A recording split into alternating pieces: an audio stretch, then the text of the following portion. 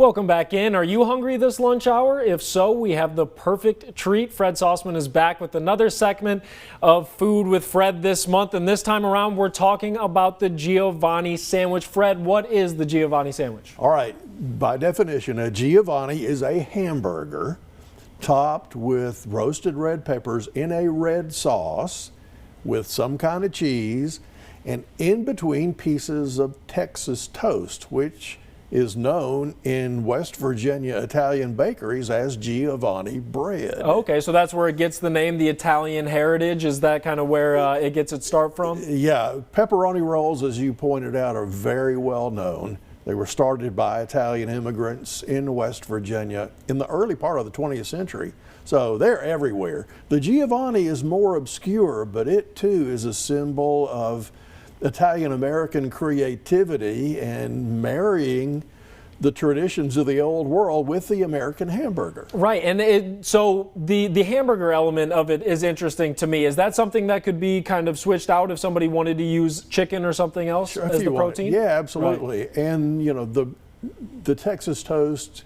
is a defining element, but not an essential one. I said this is an obscure sandwich on the one hand, but it's also an easy one to make at home if you want to. Just fry up a hamburger, find a jar of those peppers. The brand in West Virginia is Oliverio, which the Oliverio family opened a grocery store in Clarksburg in the 30s and then started canning these peppers later on. So a true West Virginia Giovanni is going to have those Oliverio peppers. But it doesn't necessarily have to have those peppers. If you weren't able to find them, is there another pepper that you would recommend, or anything? Anything as long as it has a red sauce. We walked into an Italian bakery in Clarksburg called Tomaro's that opened in 1914, and the owner said, he was giving us a tour talking about pepperoni rolls.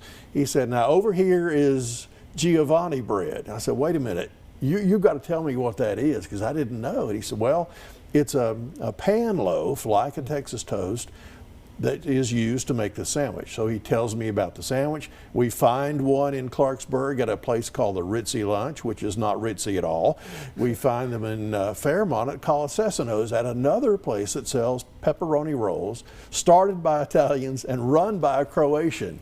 Well, they know their way around food, that's for sure. And I think that's one of the cool things about culinary arts and food in general is kind of that creativity and that element as well. And then using that Texas toast makes a lot of sense when you got a saucy sandwich like that as well. I tell people if you want good Italian food, go to West Virginia. Exactly. The Italian population there is pretty high. Can't beat it. Thank you so much for coming in, Fred. Thank you so much again, and we'll be right back.